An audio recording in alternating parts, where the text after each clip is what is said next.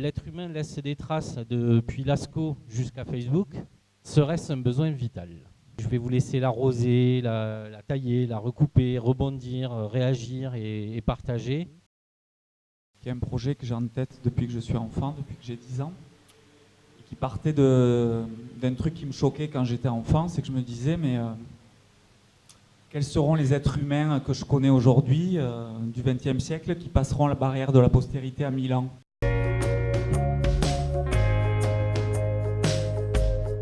Je me suis dit, à coup sûr, il y aura Hitler et Staline, mais il y aura pratiquement personne parmi les millions de gens qui sont morts dans les goulags ou dans les camps. Moi, ça m'a toujours perturbé, ce truc-là. Alors un jour, je me suis dit, mais c'est quoi la valeur d'une vie humaine en matière de postérité? Est-ce qu'il y a une hiérarchie entre la valeur des vies humaines en matière de postérité?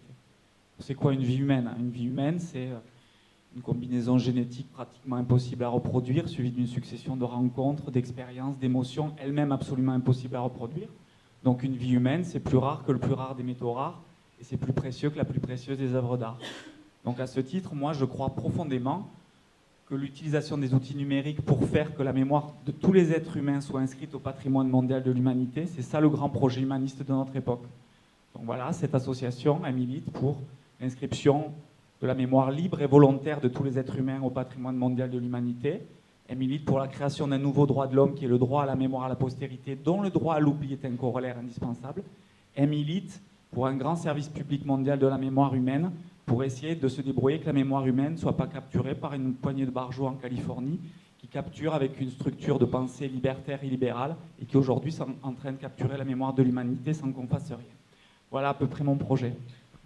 Je rejoins ce que disait à l'instant Dominique. Moi, je m'appelle Michel Kaluzinski, je suis issu de l'immigration, comme on dit, et l'immigration qui a vu passer la Seconde Guerre mondiale dans la famille.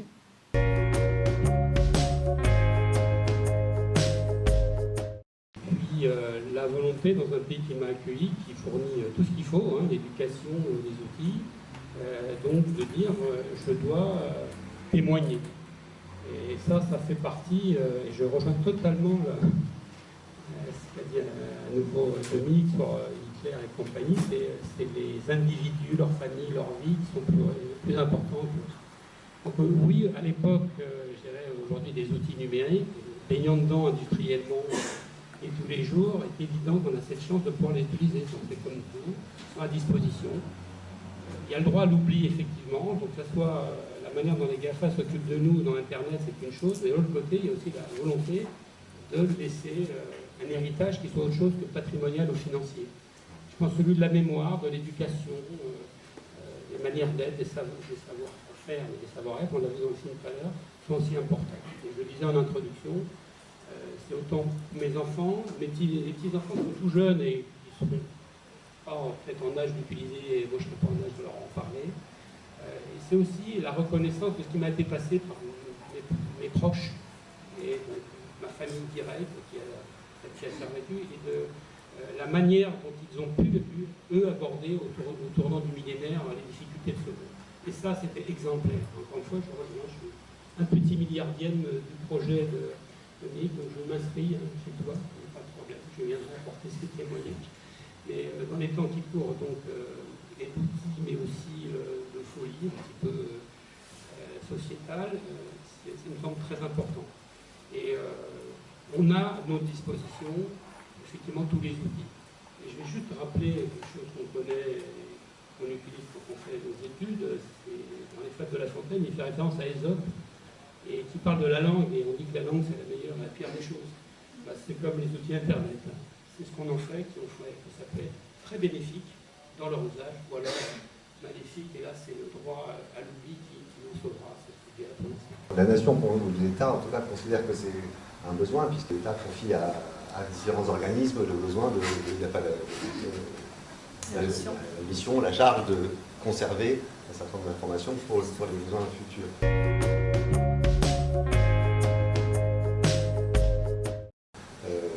Ça permet de dire aussi qu'on ne sait pas toujours pourquoi, pour quel usage. Donc là, en tout cas, pour les archives de l'INA, elles sont mises à disposition à des fins de recherche, gratuitement, en consultation à la Bibliothèque nationale de France, mais aussi dans différents centres, à Toulouse en particulier, pour les temps à venir et sans raison concrète particulière. C'est vraiment à des fins de recherche. À ce titre-là, on archive aussi, pour rebondir là-dessus, par exemple, certains grands procès comme Barbie ou Cuvier ont été captés, ont été enregistrés et confiés à l'INA. Alors ça, on n'y accède pas tout à fait comme on veut parce qu'il y a des précautions, mais c'est aussi dans ce registre-là qu'on sauvegarde la mémoire. Déjà, je pense qu'il faut définir ce que c'est la donnée. Parce que d'un point de vue européen, est-ce que la donnée est un bien immatériel? Et d'un point de vue juridique, on s'aperçoit qu'au final, ils ne traduisent pas ça comme un bien immatériel.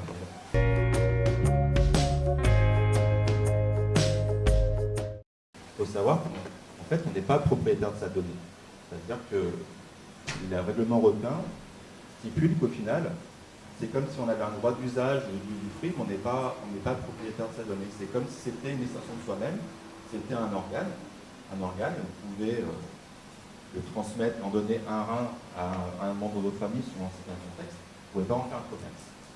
Donc du coup, je pense que si on vient du principe, comme aux États-Unis, où là, ça devient un bien matériel, vous êtes propriétaire, vous êtes entre guillemets responsable de vos données, vous pouvez faire tout un système il y a tout un marché qui tourne autour de ça.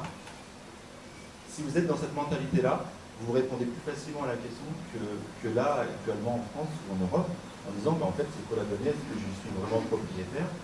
Et si on commence à réfléchir en disant voilà, maintenant c'est un bien, c'est comme si c'était une voiture, à ma mort, est-ce que la voiture, par un testament, je peux le donner à un ayant droit, à un héritier, ou alors je peux le donner à une association parce qu'il en a besoin? Et du coup, on ne se projette pas de la même façon. Je ne sais pas si je suis compris ou pas, mais et je trouve que c'est important le statut de la donnée, parce qu'au final, il y a la donnée, puis après, c'est l'usage qu'on en fait, parce qu'après, il y a des réflexions d'un point de vue éthique ou moral en disant, ok, c'est un bien matériel, bah, à la rigueur, ça a une valeur intrinsèque en soi, mais cette valeur, elle n'a pas d'utilité suivant l'usage qu'on en fait aussi, et le contexte qui est autour. Et donc, du coup, je pense que c'est ça, il faut essayer de se réfléchir, on dit, voilà, cette donnée, c'est un bien, ça correspond à une partie de moi, de mon intimité. Qu'est-ce que les gens peuvent en faire? Est-ce que ça a une utilité ou pas? Et je pense que c'est en se posant ces questions-là qu'on arrive à tenter à répondre, parce qu'au final, chacun est différent. Même la table ronde, chacun a des vécus différents, une expertise différente, un prisme différent. Et on ne va pas apporter une réponse universelle ou générique. Mais vraiment, je pense que c'est aussi conscient de chacun de prendre sa décision en son âme et conscience. J'ai vu des gens pour qui, effectivement, c'était vital. Des gens qui souvent étaient dans des situations difficiles ou pour qui l'échéance était assez proche, qui m'appelaient en me disant il faut, là, dans les semaines qui viennent, il faut que j'ai écrit ça pour le transmettre à mes enfants. Donc pour certains, effectivement, c'est vital. Ce qui peut être vital, c'est de vouloir transmettre, mais aussi, parfois, assez souvent, la demande vient du bas des enfants ou des petits-enfants qui voudraient bien savoir ce qui s'est passé avant. C'est un peu le cas de Michel, d'ailleurs. Voilà. Et pour le moment, moi, j'écris des livres qui ne sont pas numériques, mais qui pourraient. Mais c'est vrai que ce que j'écris, ça pourrait un jour être mis sur un autre support. N'empêche que le numérique peut être d'un apport assez fabuleux. Dans le travail qu'on a fait avec Michel, il m'a demandé d'abord de faire l'histoire de son père, puis l'histoire de son oncle, donc le frère. Ils ont 4 ans d'écart, donc la même histoire, la même période racontée avec 2 voix différentes et 2 vécus différents. Et puis, il avait dans l'idée de faire l'histoire de ses 2 grands-parents, de ses 2 grands-pères. L'un qu'il a très bien connu, qui a vécu très vieux, et l'autre qui a disparu pendant la Deuxième Guerre mondiale et dont on ne savait à peu près rien, si ce n'est qu'il avait disparu à ce moment-là, fusillé, c'est ce qui était dit. Et grâce à Internet, un peu par hasard et un peu parce que je suis curieuse, un jour j'ai retrouvé sur le site de Yad Vashem une fiche testimoniale remplie au nom de ce monsieur, de son grand-père, par une dame dont moi je n'avais jamais entendu parler. Donc je lui envoie un mail en lui disant voilà, j'ai trouvé ça, est-ce que tu connais cette dame? Il me dit non, mais cette adresse je la connais, c'est celle de ma grand-mère quand j'étais petit. Et il se trouve que cette dame c'est une cousine germaine de sa mère et que grâce à elle on a pu écrire le 2e livre, donc le livre du 2e grand-père, parce qu'elle a pu raconter toute cette histoire. Donc le numérique, ça a aussi cet avantage-là, pour moi en tout cas. J'ai un grand-père qui était résistant, pas Jean Moulin, hein, le petit résistant de base, là, pas un héros, mais moi j'adorais qu'il me raconte toujours ses histoires, etc. Puis il est à peu près 3 ans avant sa mort, il est devenu aveugle, et juste pour me transmettre ses histoires, ses mémoires, pour donner à ses petits-enfants, à sa famille, il a appris à taper à la machine, à écrire à l'époque, aveugle, d'accord, pour écrire ses mémoires, pour le transmettre. Vous voyez, quand il se plantait, il devait compter dans sa tête le nombre de lettres, revenir en arrière, faire des X pour barrer, etc. C'est un effort assez fantastique. Et je me rappelle, je lui disais, mais ça t'apporte quoi de faire ça? Il me disait, j'ai l'impression de rester vivant jusqu'au dernier moment de ma vie. Et moi, je lui disais, ce que ça m'apporte, c'est que ça m'enlève le poids de la culpabilité de t'oublier. Je pense qu'il y a un petit peu un travail comme ça dans le travail que fait Marie-Odile avec les gens qui sont en fin de vie, c'est que ça rend vivant de transmettre. Ça rend vivant jusqu'au dernier moment. Et pour ceux qui restent, ça rend vivant aussi. Donc c'est pour ça que moi je crois que c'est vital, au sens pas indispensable, parce que je suis incapable de le théoriser, mais je pense que c'est vital parce que surtout c'est vivant de transmettre. Il faut s'adresser à des entreprises, mais au final ça reste une personne morale.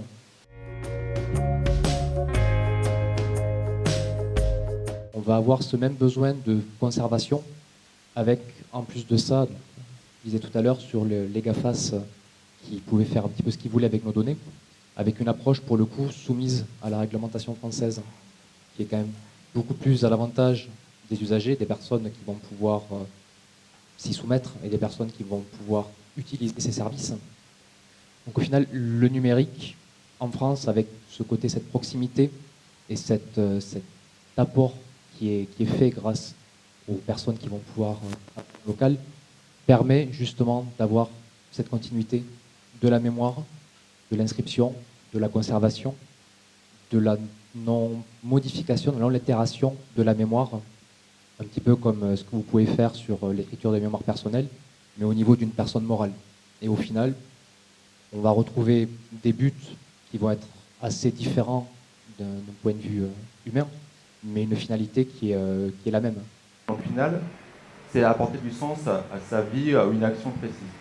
C'est exactement la définition même de l'éthique, au final, c'est apporter du sens à une action, qui est comme une boussole, en fait, mais ce qui est important, au final, c'est quoi? Si on veut transmettre, mais pourquoi? Quelle est la motivation? Donc, certains, ça va être, moi, c'est un but peut-être totalement égoïste, en disant, moi, je veux apporter, je veux être une extension de moi-même dans l'éternité, être une œuvre posthume, ou à apporter ma pierre à l'édifice, et avoir son nom qui est gravé dans les histoires. Mais ça peut être aussi d'un point de vue de la transmission, mais comme pas la transmission en termes d'échange, mais plutôt du partage. Donc là, c'est transmettre une information à ses descendants, et qui peut être cloisonnée qu'au niveau de la famille, ou alors d'un point de vue de la société, parce que ça peut être un vécu, un témoignage qu'on peut transmettre. Beaucoup de témoignages dans les livres. On s'aperçoit que quelqu'un qui a atteint d'un cancer ou d'une autre maladie va traduire en fait ses ressentis. Ça peut aider la personne qui est dans ce cas-là, qui va lire, pour dire comment il doit prendre telle ou telle situation en compte. Ça peut être aussi quelque chose d'apporter tout simplement du sens à sa vie. Ça peut être, voilà, ce que j'ai fait, j'aimerais bien que ça se perpétue, que j'ai apporté peut-être ma petite pierre à l'édifice. Et au final, ce qui est important, c'est pas le comment, mais c'est le pourquoi, en fait. C'est la motivation de chacun. Et encore une fois, on est personne pour juger de la motivation d'une personne, je trouve. Après, il faut bien encadrer tout ça. Et c'est là où je pense que les approches à la fois pluridisciplinaires, c'est des approches technologiques aussi, mais éthiques, morales, juridiques. Il faut savoir qu'en France, on a la loi de la République numérique, qui était promulguée en 2016, qui parle du droit de la mort numérique.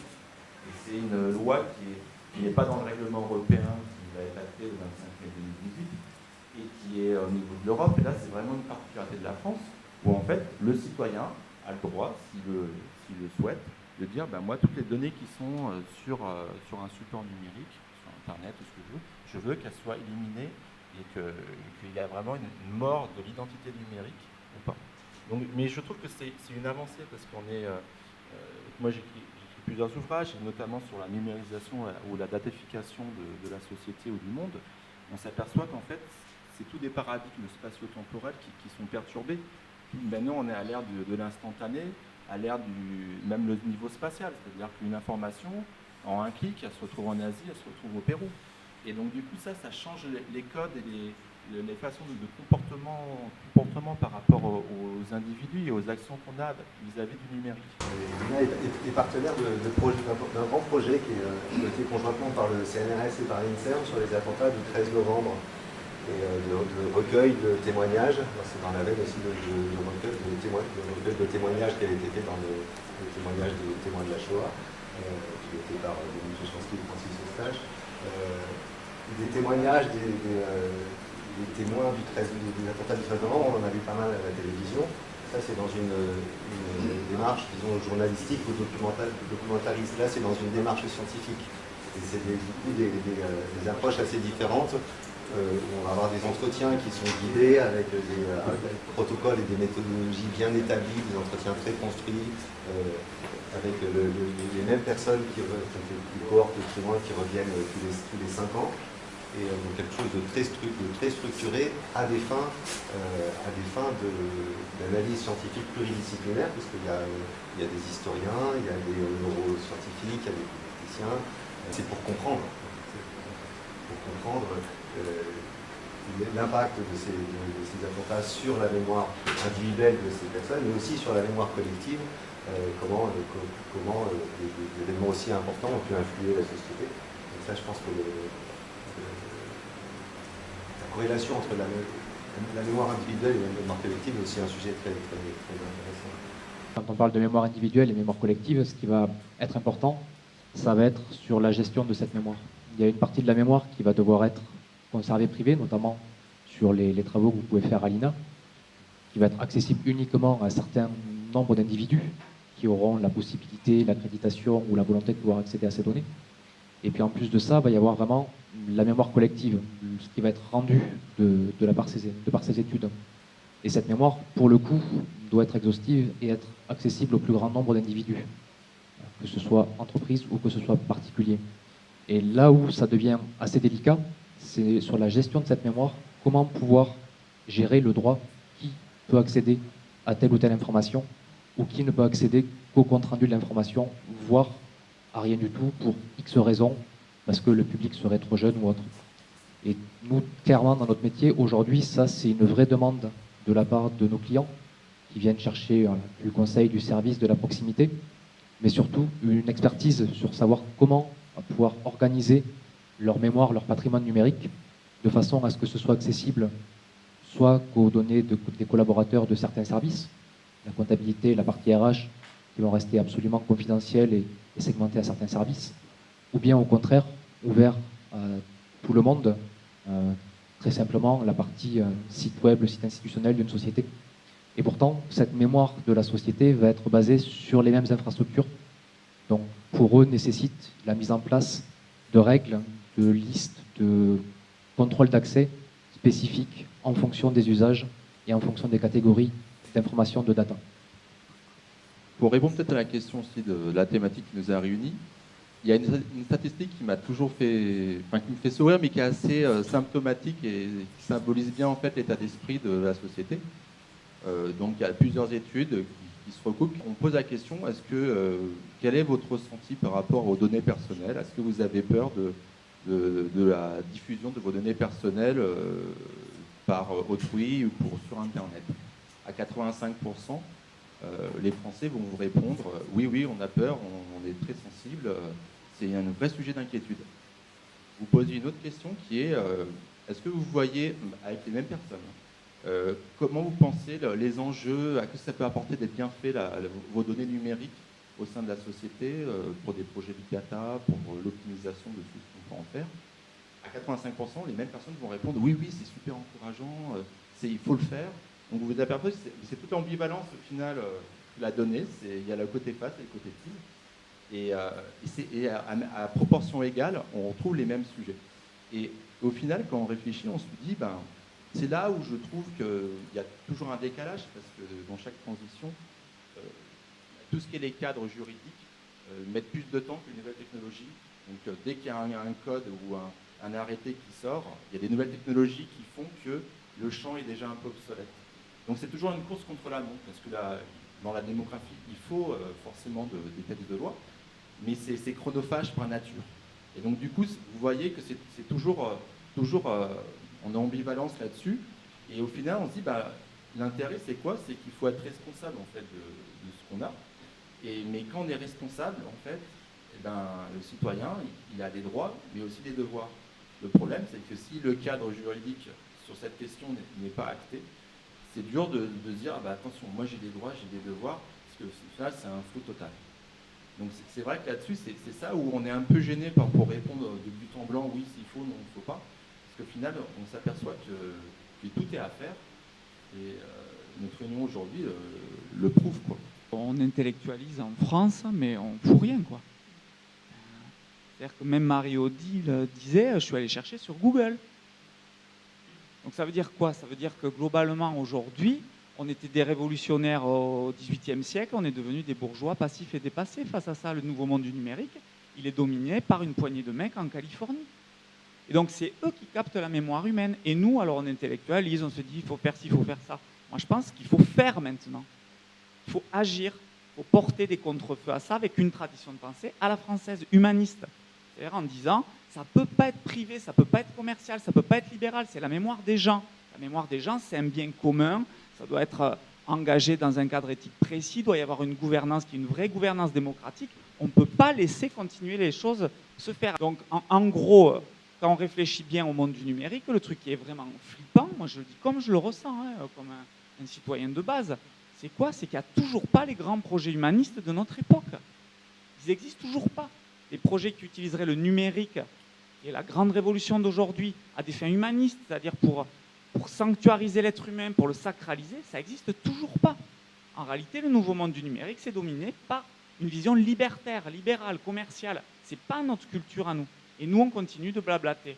Moi, ce que je crois, c'est que maintenant, il faut porter des grands projets humanistes. Et je pense que la question de la mémoire de l'humanité, c'est le grand projet humaniste du XXIe siècle, à condition qu'on l'encadre d'une pensée humaniste.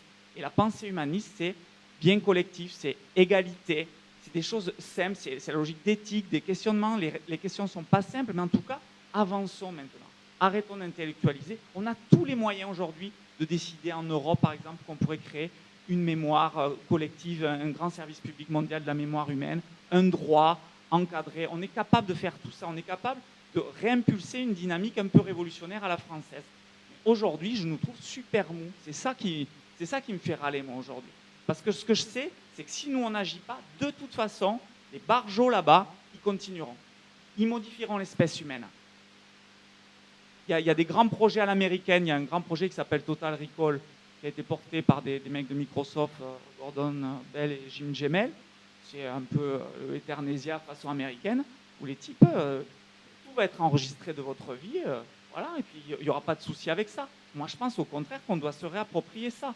Ce qu'on veut transmettre, on doit y pouvoir y réfléchir pendant notre vie, et à un moment donné, pouvoir dire, moi j'ai envie de donner ça, ça peut être un mot, ça peut être une photo, ça peut être des ouvrages entiers, ça peut être une vidéo, peu importe, mais chaque être humain a le droit, s'il en a envie, de donner. Et s'il n'a pas envie, il faut qu'on respecte ça. Ça, je pense qu'on a tous les moyens dans les pays européens de porter un grand projet comme ça. Il n'y a aucun politique qui aujourd'hui présente des choses comme ça. On va vous dire qu'il faut copier les Américains avec le big data, l'intelligence artificielle, on va modifier les êtres humains, les transformer, les améliorer, etc. Moi, c'est pas ça. Moi, je suis attaché aux poussières d'étoiles qu'on est, en disant l'être humain, c'est sacré, et sa mémoire, ça a une valeur inestimable. C'est patrimoine de l'humanité. Ce truc-là, c'est accessible pour la première fois dans l'histoire de l'humanité. On peut le faire. Pourquoi on ne bouge pas? J'ai discuté, je rencontre des tas de politiques, des gens, etc. Ils me disent, ouais, mais au fond, est-ce que la mémoire humaine, ça ne doit pas être soumis au darwinisme social? En gros, la loi de la sélection naturelle, la mémoire des grands hommes subsiste, et puis les pecnos comme nous, on est éliminés. Moi, franchement, c'est un truc ça me révolte, et je pense que ce n'est pas la tradition de pensée à la française. Donc, aujourd'hui, plutôt que d'aller en permanence tout mettre sur Facebook, sur Twitter, sur Google, etc., pourquoi on ne bosse pas ensemble, en France, avec une impulsion politique, sur un service public mondial de la mémoire, ouvert à tous, qu'on puisse aller avec des associations dans des pays. Moi, je suis allé passer en immersion une semaine avec des SDF, je leur ai parlé de mon projet. Alors, voilà, je l'ai fait jour et nuit, je discutais avec eux, et ils m'ont dit, à la fin, mais ça serait plus important pour nous de transmettre que même de bouffer ou d'avoir un toit. Parce qu'on a plein de trucs à transmettre. C'est ça la dignité humaine. Cette dignité humaine-là, on a les moyens technologiques de le faire, relativement moindre coût, et ça bouge toujours pas. Ça blablate, ça philosophe, mais ça fait pas. Moi, mes grands hommes, c'est les 4 qui sont sur la couverture de la saga qu'on a abordée avec Marie-Odile, parce que c'est ceux qui m'ont transmis, ceux qui m'ont amené des valeurs de société. Alors je rejoins. Moi, j'ai plusieurs vies, je l'ai dit tout à l'heure, donc j'étais en témoin, je ne suis pas l'industriel, mais moi j'ai une vie politique. Donc j'ai retenu, on va se parler à la fin. Voilà. Je pense qu'il y a des choses qu'on peut faire. Donc, ce que je voulais dire, c'est que dans l'histoire, je parlais de la transmission, c'est aussi un problème d'éducation, de formation. Alors aujourd'hui, il y a la société d'aujourd'hui qui n'est pas assez révolutionnaire, dit. Et moi, quand je disais que je voulais transmettre à mes enfants, etc., c'est pas juste pour mettre dans des rayonnages. Dans la saga qu'on a entamée avec Marie-Odile, il y a 5 parties. Donc les 4 premières ne sont pas tout à fait achevées. Hélas, il y en a 2 dont un vient de mourir il y a 10 jours, donc il y a un chapitre à écrire. Et la 5e partie, c'est celle qu'on va écrire, c'est celle que je veux transmettre. Elle est de l'ordre du discours tenu. C'est-à-dire c'est au XXIe siècle, avec les moyens d'aujourd'hui, d'éducation numérique. Je parle à mes enfants, alors, qui sont un peu grands, mais déjà pour mes petits-enfants, vous avez à vous bouger. Donc, ils sont plus geeks que moi, mes enfants, sans problème, sont nés avec des mulots et tout ce qu'on veut. Mais si l'éducation, en tout cas parentale, je ne parle pas d'éducation nationale, parentale déjà, n'a même pas ces éléments-là de compréhension de la société, et moi ce projet, il n'est pas juste un projet de faire du papier, réunir des photos et quelques mégaoctets. Il était aussi un projet, quand je dis de transmission, c'est pas juste un livre dans une bibliothèque. Derrière l'expérience, on parlait de résistance, c'est pareil, il y a le comportement humain dans la société. Chaque chapitre est introduit par une page où il y a la grande histoire et la petite histoire.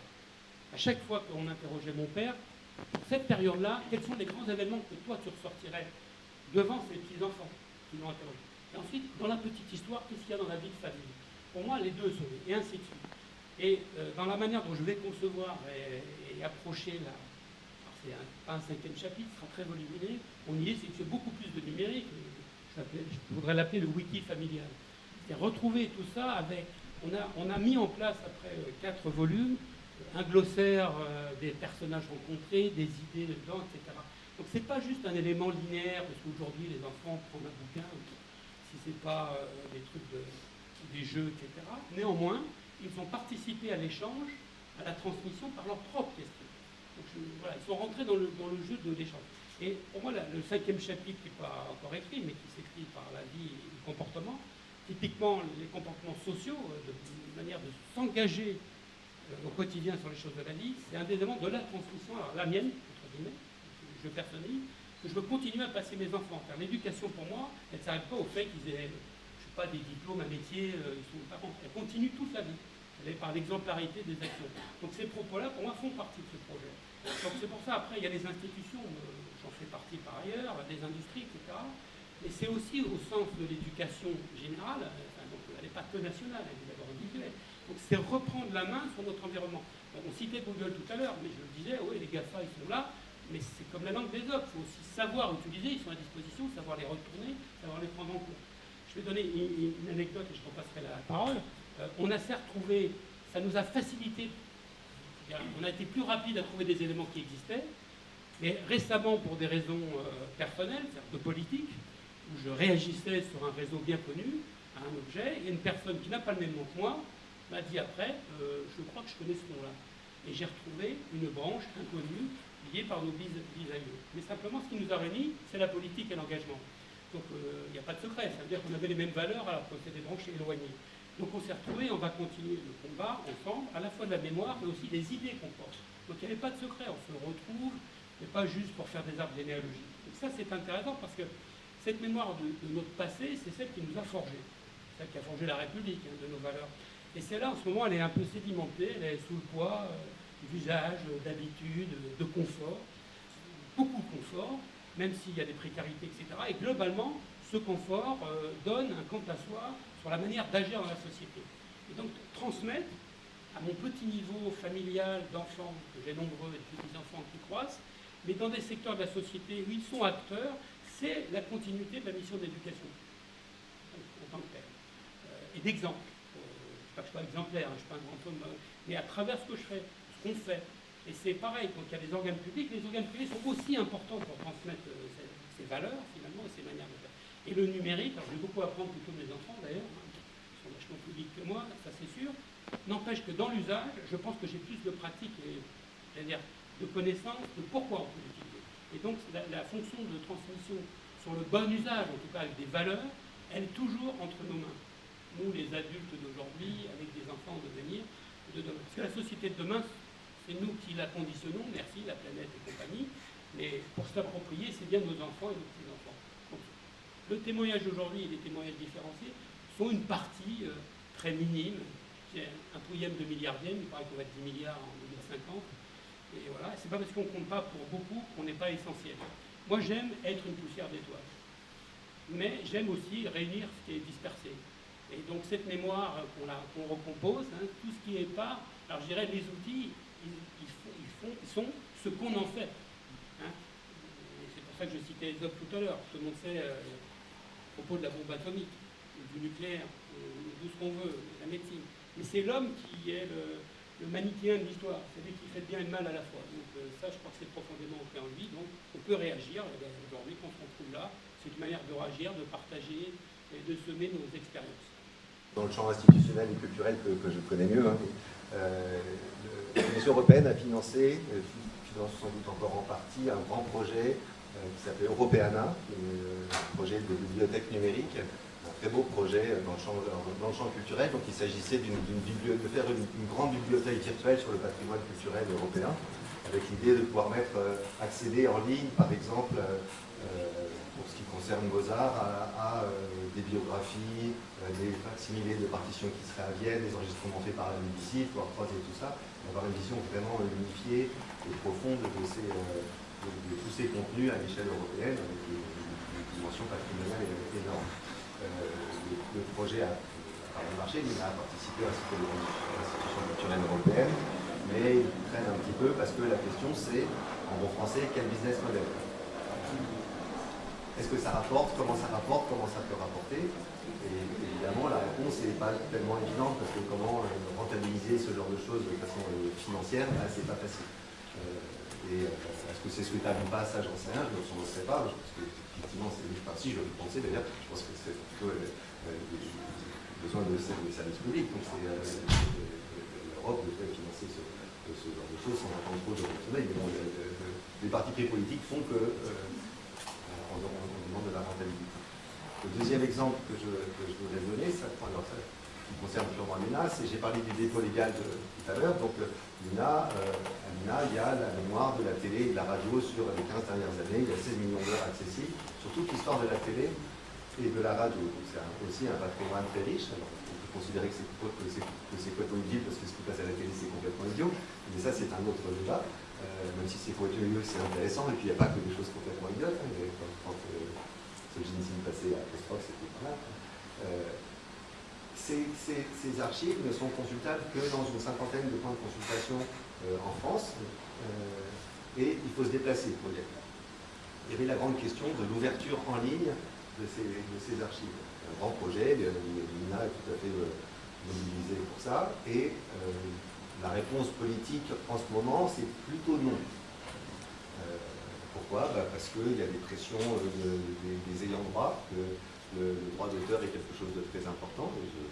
Personnellement, je pense qu'il faut protéger le droit d'auteur, c'est-à-dire que les artistes ont bien le droit d'être rémunérés, mais on pourrait imaginer d'ouvrir le dépôt légal dans des conditions actuelles, c'est-à-dire à des strictes fins de recherche non commerciales. Qu'est-ce que ça changerait en pratique d'avoir une ouverture en ligne ou pas, si tous les accès sont sécurisés? Donc là on rejoint des questions techniques. Si la sécurité des accès est garantie, je ne vois pas trop de problème. N'empêche que les pressions politiques font que pour le moment c'est plutôt non. Ça va évoluer. Et puis la troisième réaction, si j'ai encore une minute, c'était sur les outils et sur les OP et la langue et l'intelligence artificielle dont vous parliez. Nous, au Centre de recherche technologique à l'INA, on travaille beaucoup sur ces technologies-là. Donc là, on vient de lancer une thèse de doctorat sur la reconnaissance de visage, parce qu'on a, sur nos 16 millions d'heures, on a près de 200 documentalistes à temps plein payés à annoter finement les documents, mais on ne peut pas annoter tous les visages qu'il y a dans tous les documents pour pouvoir retrouver.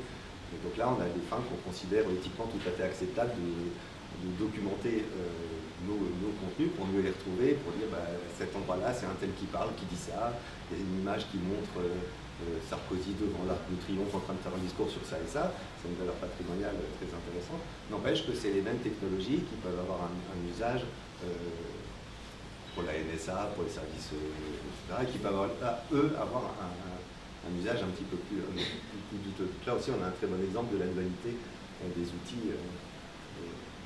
Entre le bien et le mal, c'est pas forcément l'outil qui le fait, même s'il y en a certains qui sont quand même tendancieux. Réfléchir à ces questions, ça touche à l'éducation. Il faut sensibiliser une société, des personnes, au comportement. Et tout ça, c'est des choses qui prennent du temps, en fait, parce qu'il n'y a pas une valeur monétaire ou financière à côté de ça. Et donc, du coup, il faut aussi prendre conscience que par nature, ça prend du temps. Et là-dessus, il faut se dire que l'éthique ou la mentalité qu'il y a aux États-Unis, donc c'est un problème véritablement que ça soit un monopole, une vision, alors je ne dirais pas monolithique parce que bon, il y a les GAFAM d'un côté, mais il y a aussi au niveau d'Asie les Natu, et puis là c'est les big data, mais c'est aussi tout ce qui est l'intelligence artificielle, la robotique, qui sont vraiment là, ils sont de plus en plus émergents et ça va être les applications de demain. Et donc du coup on s'aperçoit que ces deux visions bipolaires sont totalement différentes et ne s'articulent pas forcément avec la vision européenne, voire franco-allemande. Et donc du coup c'est vrai que ça pose un problème d'identitaire. Et le problème c'est que la mentalité, même quelque chose qui est éthique pour un Américain ou un Asiatique, ne l'est pas forcément de la même façon pour un Européen. Mais même au sein de la communauté européenne, la vision qu'on a, on prend les pays nordiques, allemands ou français, ont une vision de Google qui est Big Brother. Par contre, moi c'est le numéro 1 ou 2 de Google France qui me disait ça, mais vous prenez il me dit, moi par contre, en Espagne ou en Italie, on n'a pas de problème pour vendre, parce qu'eux, ils ont l'image et la mentalité de c'est une grande marque, on fait confiance. Donc vous voyez, même au sein de l'Europe, il y a des divergences de mentalité, et c'est normal, parce que chaque pays a sa propre histoire, que ce soit religieuse, que ce soit culturelle, que ce soit historique. Et donc du coup, forcément, c'est dur de rallier tout ça, de créer un courant. Alors après, peut-être j'ai une belle image de la France, mais on a toujours été assez avant-gardiste et pionnier, on a cet esprit de révolutionnaire, que comme je emprunte ton terme, mais c'est le cas. Je pense qu'au fond des campagnes, on l'a encore en nous. Le problème, c'est que les technocrates ou la politique en général courbent les chines ou se plient à la vision un peu totalement libérale et comme tu disais, ok, mais c'est bien, ça a du sens, mais c'est quoi la retombée? Et c'est, oui, l'argent est bien de la guerre, mais pourquoi on ne créerait pas un UNESCO? Il y a bien l'UNESCO qui fait ça avec des patrimoines de l'humanité, et pourtant, est-ce qu'il y a des retombées financières?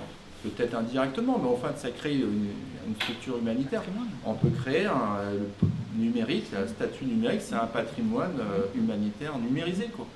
Et donc, du coup, en fait, on s'aperçoit, moi, dans les différents bouquins que j'écris, je m'en aperçois quand je fais mes recherches, on n'a jamais rien inventé. L'humanité, c'est un cycle qui se perpétue, mais sous différentes formes. Chaque révolution différente, sous différentes formes, en fait, on s'aperçoit qu'on reproduit toujours les mêmes questions, les mêmes craintes. On dit souvent le numérique, c'est le pétrole du XXIe siècle. C'est la grande image qu'on donne. Toutes les questions que vous prenez, donc c'est une matière première. La seule différence entre le pétrole et le numérique, c'est que le pétrole, c'est une matière première qui sera raréfiée. Et dans 50 ans, il n'y en aura plus. Alors que le numérique, si vous voulez, c'est exponentiel. Juste un chiffre et encore ce chiffre, dans 10 ans ou même dans 5 ans, il sera obsolète. L'humanité a produit... ce que l'humanité a produit en 2000 ans d'existence, en 2 jours, la planète produit exactement le même nombre d'informations en quantité. Alors imaginez que la qualité et la rapidité des traitements des données numériques et des ordinateurs, alors je ne parle même pas de l'informatique quantique, qui va multiplier par 100 000 la puissance d'un ordinateur, mais tout ça c'est gigantesque. Et donc du coup vous apercevez qu'on est dans un tsunami de données, de numérique qui nous dépasse tous, et au final c'est dur mais à mon sens, ouais, on peut créer un UNESCO numérique, parce qu'au final, on est légitime de dire, attendez, moi je fais partie du patrimoine. Je ne sais pas si je suis une poussière d'étoile ou une étoile filante ou autre chose, mais en tout cas, ça existe, quoi. Et donc du coup, c'est vrai que je pense que c'est dangereux qu'on nous impose en fait une bipolarité de la vision en final, parce qu'on on parle de différentes révolutions industrielles, mais c'est la première révolution industrielle où là on touche à la nature de la personne et au statut de la personne.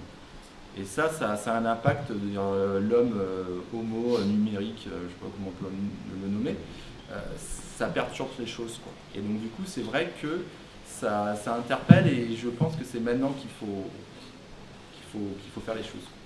Ce que ça peut apporter de transmettre, ça fait du bien à celui qui raconte son histoire et qui la dépose peu importe où, qui la transmet. Ça fait du bien à ceux qui la découvrent. Ça fait que les gens se connaissent mieux, qu'ils se comprennent mieux. Et je crois que globalement, ça peut être un outil d'apaisement collectif fantastique. C'est aussi je pense, une nécessité à un moment donné pour arriver à comprendre qui on est tout simplement. Parce que les mémoires que là tu es en train de transmettre à tes enfants, petits-enfants, c'est aussi ça qui vont faire qu'eux vont comprendre d'où ils viennent, qu'est-ce qui a engendré cette éducation, qu'est-ce qui a engendré ces valeurs, et du coup tous les schémas comportementaux qui viennent en découler. Et ces mémoires justement familiales, c'est aussi ça qui aujourd'hui définit chacun en tant qu'individu, et des fois on ne comprend pas quand on n'a pas ces informations, quand on n'a pas ces données, alors qu'une fois que ces données sont transmises, par quel moyen que ce soit purement volontaire, que ce soit des études de la généalogie ou quoi que ce soit, ça permet de comprendre certaines choses et de pouvoir après justement peut-être débloquer certaines situations. Imaginez que ça existe, qu'on ait créé par exemple en France une espèce d'UNESCO de la mémoire, protégée, patrimoine, pas privé, vous voyez, un truc comme ça, où chaque être humain pourrait dire, moi je réfléchis pendant toute ma vie, je la construis petit à petit en disant, moi j'ai envie de transmettre ça au reste de l'humanité, je choisis de transmettre ça, c'est moi qui décide. Imaginez à l'école, quand on serait enfant, on nous dirait, voilà, la mémoire de l'humanité, c'est un de nos biens communs les plus précieux. Alors on galère un peu, c'est pas facile à gérer parce qu'il y a des règles, etc. Mais on essaie de se le transmettre de génération en génération. Imaginez que ça existe. Vous mettez à la place de l'enfant qui réfléchit à ça, qui se dit, moi je vais transmettre des trucs, moi aussi, et puis petit à petit, il va devenir ado, il va dire, il faut que je transmette que mes parents sont des cons quand même, et tout ça. Mais il va y avoir une vision où on va se réapproprier ce qu'on va donner au reste de l'humanité. Et si, vu de l'humanité, ce que chaque être humain transmet, sa valeur de patrimoine, c'est-à-dire que ça a une valeur inestimable, pour moi, ça serait une façon d'entériner à jamais une forme d'altruisme dans la mémoire qu'on donne à ceux qui vont nous succéder, en acceptant sa finitude. Et moi, je pense que ça, c'est de nature aller à l'opposé de la vision transhumaniste, qui cherche l'éternité, égotique, narcissique, un truc horrible, et de transformer l'être humain. Là, c'est une façon de dire, non, l'être humain, il est sacré. Au contraire même, chaque être humain, il est tellement sacré que sa mémoire, ce qu'il nous donne, pour la communauté des hommes, c'est sacré. Moi, je pense que ce truc, il est accessible. J'ai fait des petites estimations avec des économistes pour savoir ce que ça pouvait coûter de proposer 100 gigas par être humain. Voilà. Ça coûterait moins de 500 € sur une vie. Moi, je pense, comme le dit Jérôme, que franchement, à l'échelle de l'humanité, c'est un tel patrimoine. Pour moi, c'est aussi beau la mémoire de n'importe quel être humain qui veut transmettre que les pyramides de Gizeh. C'est vraiment profondément ce que je ressens. Au titre de la communauté des hommes, c'est aussi beau, aussi important, ça a la même valeur. Et moi, je pense que ça, on pourrait franchement se le payer. Je suis sûr et certain que des modèles économiques, on pourrait en trouver sans qu'il y ait besoin de vendre la donnée, sans qu'il y ait de business model compliqué, juste parce que c'est notre patrimoine. Et ce truc-là, je pense que c'est de nature à protéger une certaine vision de l'humanité. Voilà, parce que moi, très sincèrement, je suis vraiment inquiet. En 4 milliards d'années, on n'a jamais transformé la vie humaine ou la vie au sens large sans intelligence, ça a toujours été lié à la sélection naturelle. On est de nature maintenant, dans quelques centaines d'années, peut-être dans moins, de trafiquer tout ça. Je pense qu'il faut reporter des projets contre-feu, des projets profondément humanistes. Et ça, je suis sûr que c'est même une façon de sauvegarder ce qui va se passer dans les années à venir. Et ça ne coûtera pas si cher que ça, franchement. Sans être transhumaniste, mais je mets mes données de cardio sur Facebook parce que j'ai super bien couru, je suis content. Si mon assureur a accès à ces données-là, il dira, il commence à faiblir un petit peu, on va lui augmenter ses cotisations. Et quelles sont les traces que je vais avoir envie de mettre, quels sont les effets pervers, c'est sur moi, c'est ça aussi qui est des questions, quoi. Quels sont les effets des usages détournés auxquels on n'a pas pensé, et qui peuvent être vicieux, quoi, de ces données-là. C'est là que je vois un risque, sans aller jusqu'au transhumanisme, des risques très concrets à l'utilisation de l'intelligence artificielle qui a commencé, à mon avis, depuis très longtemps avec les microtransactions bancaires. Enfin, c'est une autre question. Quoi qu'il arrive, c'est en train de se faire. Donc on réfléchit à est-ce qu'on pourrait faire un truc dangereux, mais ça va se faire, quoi qu'il arrive, ce truc-là. Donc moi, ce que je me dis, c'est que moi, ce que j'imaginerais, par exemple, c'est un truc, je sais pas, comme au niveau de l'ONU ou de l'UNESCO, au niveau mondial, ils disent, bon, mais voilà, on crée un service public, voilà, un UNESCO mondial de la mémoire humaine, et toute ta vie, tu diras, j'ai raconté que des conneries sur Facebook, sur Google, sur Twitter, mais par contre, il y a ça, pour moi, c'est important de le transmettre. Tu aurais le droit, par exemple, sur une charte internationale où tu dirais, tout ça, à ma mort, ça doit dégager. Ça fait partie de ma mémoire, parce que c'est ça que je veux transmettre de ma vie. Donc derrière, bien sûr qu'il y aura des gens comme Jérôme, des gens qui vont réfléchir, avec des groupes pluridisciplinaires qui vont réfléchir, des moralistes, des philosophes, des artistes, des psychologues qui vont réfléchir à l'éthique, parce qu'elle n'est pas simple à résoudre cette question. Mais il faut faire, parce que si on ne fait pas, les autres ils vont faire sans état d'âme. Et c'est ce qu'ils font. Parce que ta mémoire aujourd'hui, la mémoire que tes arrière-petits-enfants vont avoir dans 100 ans, elle est déjà sur Google et tu ne pourras pas l'effacer. Et celle-là, elle est peut-être éternelle, cette mémoire-là. Moi, ça me fait râler qu'on ne réagisse pas.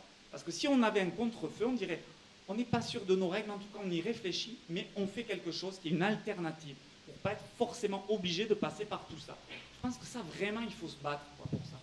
Léonard de Vinci disait, il faut faire pour penser et penser pour faire. Le problème, c'est qu'on, pour l'instant, on n'a rien fait. Donc c'est compliqué de partir du néant. Donc c'est vrai qu'il faut agir, on regarde ce que ça fait, pour repenser, puis pour après faire des actions correctives.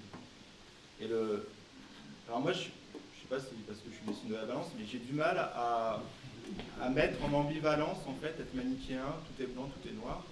Donc je suis assez mitigé par rapport à dire la transhumanisme, tout est mauvais ou pas. Il y a des belles avancées qui sont amenées et je pense que il ne faut pas les confronter, mais il faut bien les encadrer. Et c'est là où peut-être qu'après on est là pour discuter et échanger. On n'a pas forcément totalement tous les mêmes avis, puis c'est la richesse de la table ronde. Mais je pense que le côté transhumanisme, il faut le prendre plus sur le côté aspect physique pour vivre plus longtemps, l'optimisation de la personne. Par contre, rien ne nous empêche de numériser d'un point de vue l'esprit, le bien fondé de la personne, par la mémoire. Donc pour moi, c'est pas forcément complètement paradoxal. Après, on peut utiliser certaines technologies qui sont communes aux deux pour avancer. Mais c'est vrai qu'il ne faut pas que c'est du transhumanisme sans oublier l'esprit, la nature, l'essence qui fait la personne. Et je ne dis pas que tout doit être numérisé et numérisable, mais c'est comme si demain on vous dit non, maintenant tu n'as plus de téléphone portable ou que tu n'as plus internet, comment tu faisais. Ce serait compliqué. Donc il faut aller avec son temps, mais il faut bien l'encadrer et donner du sens à tout ce qu'on fait. Alors je suis en plein dans la génération Y, donc clairement des bêtises sur les GAFA, j'en ai écrit. Ces données-là ne m'appartiennent plus, elles appartiennent aux GAFA, c'est marqué dans leurs conditions. J'ai quelques pouvoirs de rectification, mais ça s'arrête là. Cette donnée ne m'appartient plus. A contrario, tout ce qui va être données plus personnelles, qu'on recite de temps en temps, toutes ces données, ça passe par un serveur, un site web qui va être accessible avec un identifiant, un mot de passe. Si on prend en compte un petit peu de sécurité dans tout ça, on va avoir des règles de sécurité qu'on s'applique plus ou moins à soi-même. Et au final, tous ces services qu'on va utiliser, tout ce patrimoine numérique personnel, que ce soit des accès bancaires, des accès à des sites, des accès à des sites de partage d'images, des forums ou autres, une fois que ça c'est protégé, si demain il vient m'arriver quelque chose, plus personne ne peut le réutiliser. C'est fermé, personne n'a les codes, la sécurité fait que ce patrimoine-là, pour le coup, est perdu. Donc, il n'y a pas une personne ou un tiers de confiance qui aurait un passe-partout pour pouvoir accéder à toutes ces données. Donc, on a vraiment les deux aspects, données perdues et données perdues. Soit parce qu'on les a données, on a cédé la propriété, soit parce que justement, on n'a pas prévu notre transmission. On baigne tous avec un numéro matricule, un numéro INSEE dans nos sociétés et ailleurs, des codes qui facilitent les accès à des informations, des données, les codes bancaires. Mais il faut prendre garde dans les avancées, et je rejoindrai Dominique sur ce qu'il dit, à ne pas devenir des éléments d'un musée de l'homme, où nous on serait juste parqués et d'autres, un environnement nous utiliserait. On n'aurait ni visage, ni corps, ni biologie. Je suis très sensible aux numéros, Vous savez pourquoi? Parce qu'une partie de ma famille est partie avec des numéros sur le bras. Et c'est d'ailleurs le début du commencement de l'utilisation d'un cheptel qu'on marque. D'ailleurs, aujourd'hui, il y a des gens qui s'offusquent de la manière dont on traite les animaux, mais quelque part, c'est peut-être fondamentalement dans l'homme de se traiter lui-même comme un animal. C'est contre cette sauvagerie initiale qu'on veut lutter aussi. Et il ne faut pas que le confort ôte nos réflexes, ôte nos envies, voilà. Il faut que notre résilience fonctionne. Alors, révolutionnaire, oui, on prend en marche, parce que je disais que dans le champ politique, on peut agir, les citoyens peuvent agir. Moi, les questions de mémoire et de transmission, c'est quelque chose que je crois que je l'ai dans la peau depuis toujours. C'est pas pour j'en ai fait mon métier. Et je suis assez contente de voir que je ne suis pas toute seule, puisqu'il y a quand même beaucoup de monde là. Et des projets comme celui-là et ces réflexions, ça me porte. C'est bien. On a parlé de politique, on a parlé de contre-pouvoir, on a parlé d'utilisation de la donnée, de cadre juridique. Il y a surtout quelque chose en fait qu'il faudrait qu'il soit au-dessus de tous ces aspects, c'est juste le bon sens en fait. Qu'on puisse remettre ça au cœur vraiment de la gestion de la donnée, au cœur de la mémoire, et que ce ne soit pas vraiment des règles, des cadres juridiques ou des cadres normatifs, mais plutôt du bon sens qui prévalent sur la gestion de toutes ces données. Il faut savoir que la Statue de la Liberté, c'est la France qui l'a offert aux États-Unis sur la côte Est. Peut-être qu'on pourrait apporter une statue de la responsabilité dans quelques temps, sur la côte Ouest. Ça pourrait être un joli clin d'œil du destin. Comme en plus on vient d'avoir les JO il y a 100 ans, donc moi je suis attaché à tout ça. Et non, enfin, au-delà de ça, on peut dire que le message, c'est que peut-être que le numérique sans éthique, c'est un peu comme un être humain sans âme. Au final, on perd toute son essence et son utilité d'être. Et peut-être pour terminer, je dirais que la richesse de la table ronde et des aperçus, on parle de contre-pouvoir, tout ça, c'est vrai, mais il faut apporter du sens aux choses, quoi. Et on peut reprendre, et l'humanité quand même un éternel recommencement. Alors, il y a 60 ans, il y a des personnes qui sont mortes, qui sont parties avec un numéro, et là, au final, la numérisation, c'est une autre sorte de numéro, et vous nous dites au final pour que vous partez avec des numéros d'une autre forme, vous voyez. Et donc, du coup, je trouve que quand on étudie tout ça, on s'aperçoit que c'est vraiment les mêmes questions qui reviennent. Et il faut vivre avec l'air de son temps, mais c'est là-dessus qu'il faut réfléchir et agir. Moi, je voudrais, pour conclure, raconter une petite anecdote. Il y a un an, j'ai passé mes vacances dans la Somme, l'été, les vacances d'été. Et j'ai fait la route des coquelicots. Vous voyez ce que c'est? C'est-à-dire la route qui parcourt tous les musées parce que de la bataille de la Somme. Donc la bataille de la Somme, c'était la boucherie horrible. En quelques mois, il y a eu, je ne sais plus combien, 800 000 morts de tous les pays, un truc assez horrible. Et on va de village en village, on suit ça, on voit les champs où il y a eu les batailles, puis les musées. Puis en allant dans les musées, en fait, c'est les musées classiques. Donc vous voyez, vous avez des archives, puis on vous raconte l'attentat de Sarajevo, l'enchaînement catastrophique, politique, etc. Donc vous suivez ça, vous voyez des chiffres passés, des noms sur des mémoriaux, tout ça. Et puis à un moment donné, dans le musée, j'ai vu une petite lettre, 2 petites lettres, là. C'était la correspondance entre un soldat et sa femme qui était restée chez elle, où le soldat lui disait je risque de mourir, et il lui disait prends soin des enfants, etc. On sentait la peur, et puis sa femme, de façon assez déchirante, lui disait t'inquiète pas, on va s'en sortir quand même. Et donc ça a été ce qui m'est resté le plus de tout ce voyage d'été, parce que je me suis dit ça quand même, au-delà des chiffres, au-delà de l'histoire réécrite par les historiens, ça c'est patrimoine de l'humanité. Parce que ça pour moi, ça a donné du sens, ça a donné tout le sens de cet été-là, et ça me reste encore. Moi ce que je crois profondément, c'est qu'il n'y aura pas d'autre avenir pour l'humanité que de considérer que chaque vie humaine est une œuvre d'art et que chaque être humain est sacré. Et ça, aujourd'hui, avec les outils du numérique, on peut l'inscrire définitivement.